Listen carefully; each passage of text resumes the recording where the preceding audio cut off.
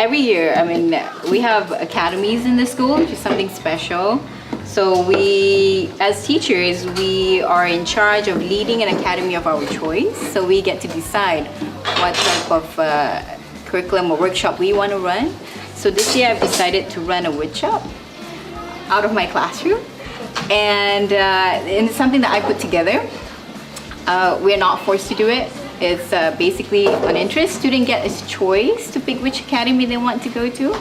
And so my students this year have been learning various skills.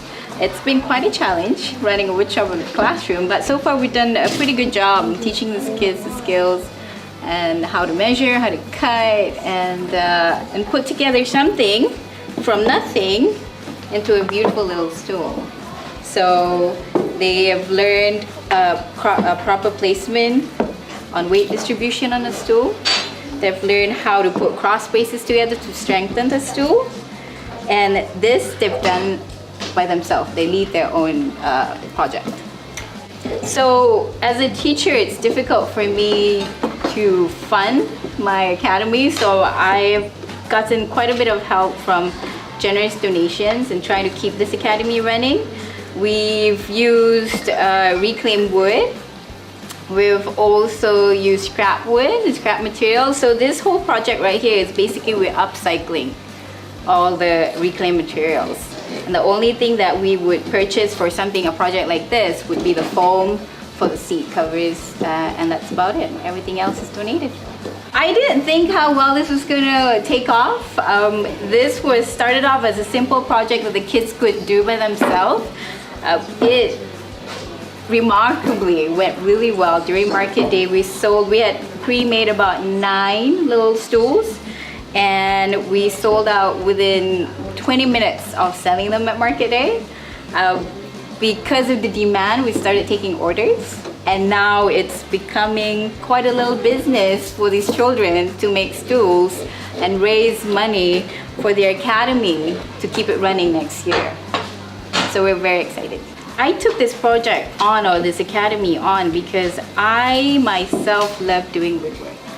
And it's my dream to see kids spending time outside of school working on building things and using their hands, making projects, woodworking projects, and knowing that they can do that and that it's pretty simple, and all they need is the determination and the perseverance to get a project done. So it's a surprise how these kids came into this academy spending lots of time on their phone, and now I hear parents saying they're so interested that at home, when they go home, they really do take the time to build and play around with tools and really create something beautiful. So we've built quite a few projects this year, and David can tell you some of the things that we started off with. So some of the things we started off with is boxes and treasure chests like this I have right here. First we had to sand and measure the wood, and then nail them in and put the finishing touches on it, and then we finished it. Well, this is my box. It's made out of monkey pod. We cut it and then we measured it. We sanded it.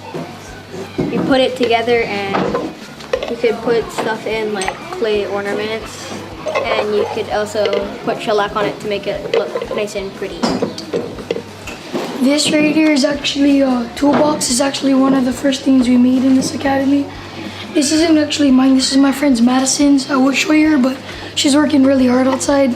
And so what we did was we used a lot of pieces of wood. Some of us actually painted it and put little decorations on it, or some of us actually shellacked it, and it was fun making this project. It makes me really happy because it says something to me that I can do it if I try. Makes me happy too, because like I accomplished something, like making boxes. My parents actually pretty much appreciate it because my parents like me doing wood stuff, and they appreciated my heart that I made for Valentine's for them. We're measuring like how far the legs of the stool have to be apart, and like that they have to be equal in length. We gotta make it 2 inches apart from the end, like right here. So if we measure, we have 2 inches right there, and then we gotta put it right there.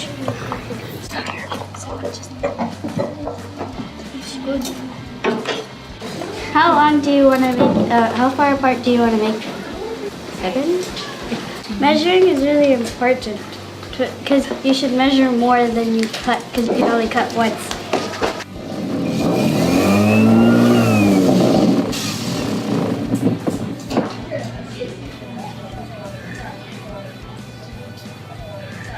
My name is Reef Pollock.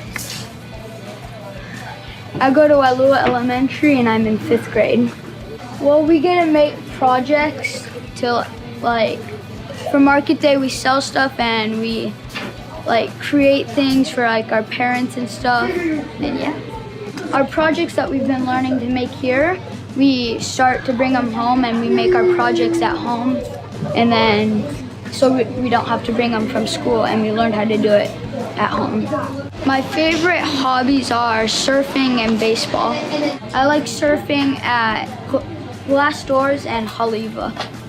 I like small waves because big waves I always fall on. Keep on soul surfing, Dan. I'm Mom and Dad.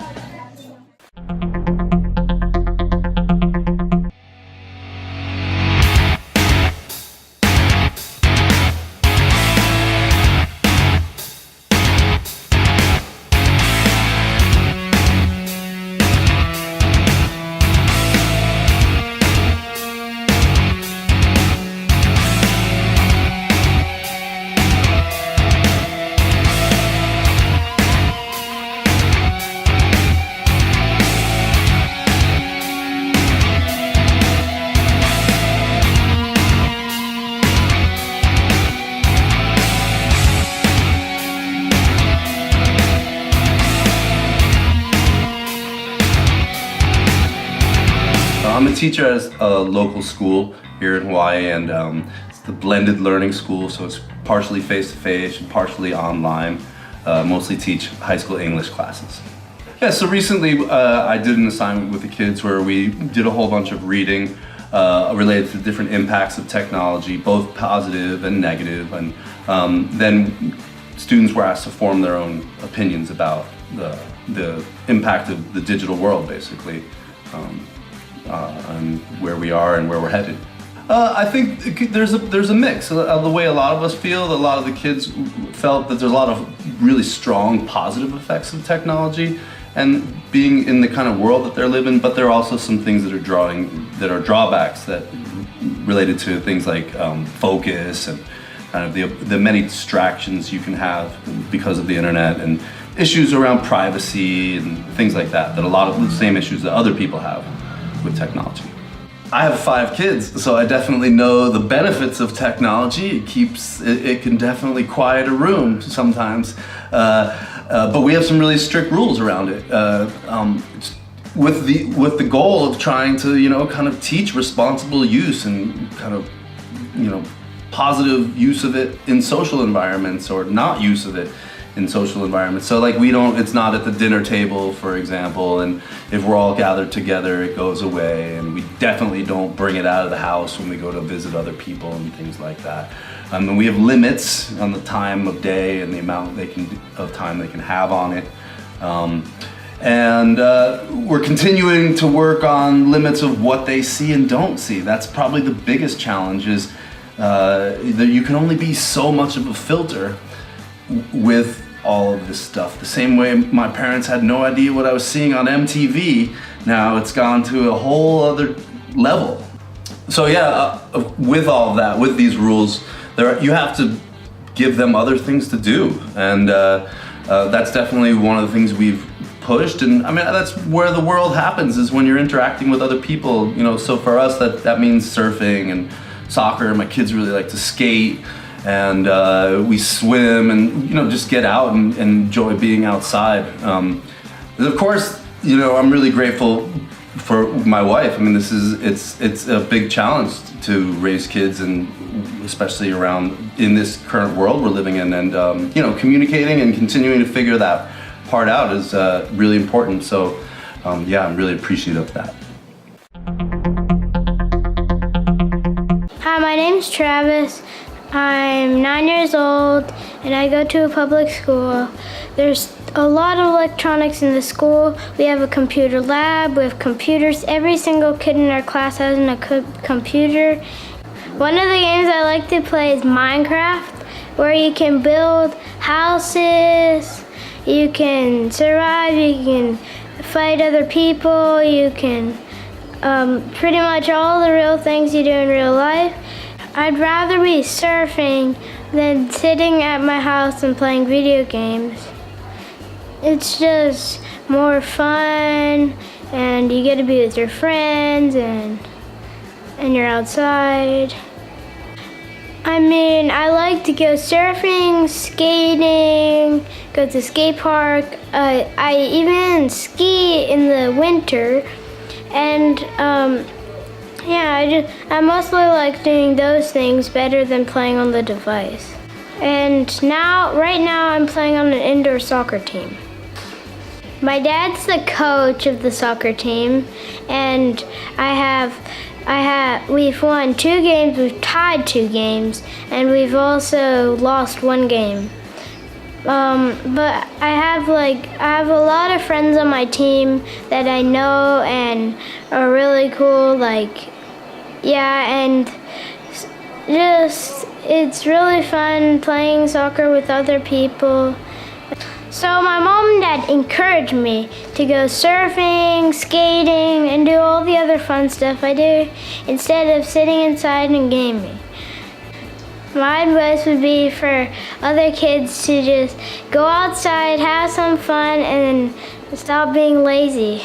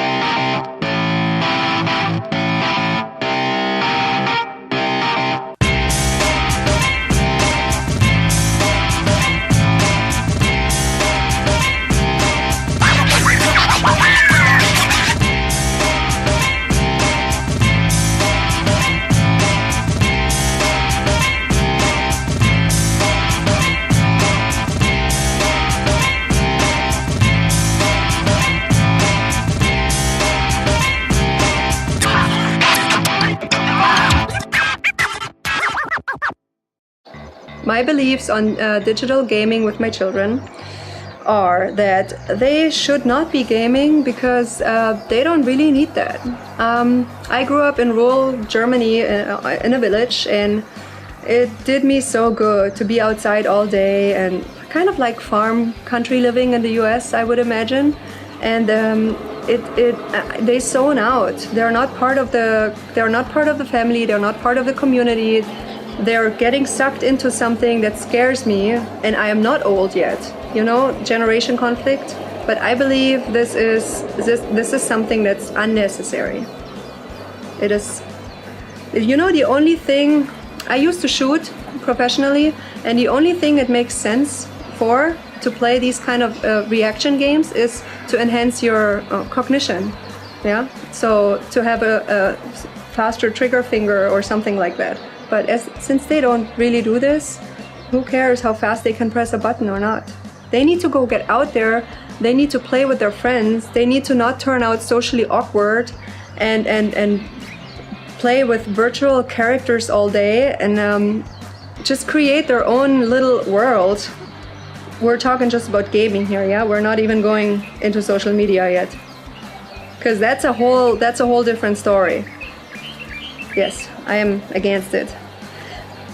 But I have to say, if this is allowed, there's also those days where societal pressure, I would call it, closes in on me, and where I say, well, I'm gonna make this a useful tool for me to have a little bit of time for myself. And this is where I guess most of the parents have a little bit of a clinch, you know? They do want some time for themselves. They want their phone call. They want it finished, at least with being able to think straight without the child going, Mom, Mom, Mom. So they give them something to make them quiet for a second. And here's the stretch. We need to find a balance, or I don't know. I haven't figured it out yet either. And this is a problem of our time. How do we do it right? I definitely wish there was more information out there to determine the fine balance. It's very individual. Like, different parents have different needs, different children have different needs. I find myself doing the research because me personally, I do find that interesting. I study psychology, but not everybody is interested in that and does go and look for the studies that are out there on. I know a couple of years ago there was this big video gaming makes serial killers or mass murderers or whatever, and I totally looked into these studies, and this is not all about that. And those games, of course, don't do this to a child alone without the fitting circumstances. First off, follow your natural instincts. I believe if it feels wrong, then it's probably wrong. Follow your gut feeling. If you feel like your child has been on this device for 5 hours, then don't think, oh my God, I'm going to be the bad guy taking it. No, just take it, because you don't need to be their friend. You need to raise them the right way. And I think at some point they're going to go back to you and they're going to say, thanks, Mom, for not letting me be on there all the time, because I actually had friends growing up. Now look at my children, what they're doing. And that's where it all boils down to. It's a generation conflict, and we all don't know how to resolve it until we are getting through this. And at the end, I can only speak for myself. I'm trying to listen to how it feels, and if I feel bad about it, I'm just not giving it to them. That's it. My name is Shawn McBride, and I am in the 5th grade. I like to play games because they're fun, and I meet a lot of people who enjoy games and I can talk about it. I play Fortnite Battle Royale, PUBG, PlayerUnknown's Battleground. I really like those games because you could do a lot of fun stuff, and the reason I play different games is because if you get bored on one game, you can switch to another game.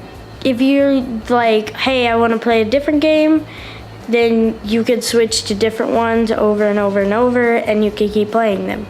But if you get bored of all of them, you could just get a new game, and then they get fun, and gaming is fun. I play 10 or 12 hours a day. The people I meet, half are people that I know, and the other half are people that I don't know. I would like to stop, but if you're really into a game, you don't really want to stop, because if you're in like a middle of a match and you have like challenges you need to do, then you don't want to mess it up and leave. There are times that I will stop playing games and I go ride my bike or play with my pet rabbit, or I watch TV, or just relax for a second and then probably go back to playing games after I do a couple other things. My take on games is that they're great. I like playing them, but they've been abused and used, by parents, by the industry. I think that it keeps kids in this bubble where they think that they're out there communicating in the world because it's safe, but it's just keeping them away from actually interacting with other people. I definitely think that parents use video games as a babysitting tool, and not because they're bad parents, just because it's easy to set a kid in front of the TV on a video game, and their attention is taken for sometimes hours, and they don't have to think about taking care of the kid, or they can actually do things that they need to do, but they don't see how much damage they're doing to the child. I mean, as a parent, there's got to be more that we can do to help to be more involved. I mean, there has to be. If we even just sat with them for a little bit, played the game with them, saw what it was doing, saw how much time it was taking from their lives, I think that if we did just a little bit and took the time and sat down with them, we would really see what kind of damage we're doing. And I wish that I could do more, and we always want to do more. But we have to be there and sit down with them and be the reason that they don't want to play those games, be the reason that they want to go outside. Kids love to see their parents do things, and if they see us having fun and enjoying outside, they're going to want to do that too. You got to remember, the children now are our future. Where are we leading them? Are we leading them to a future of games? Is that the life that we want for our kids? I don't think so.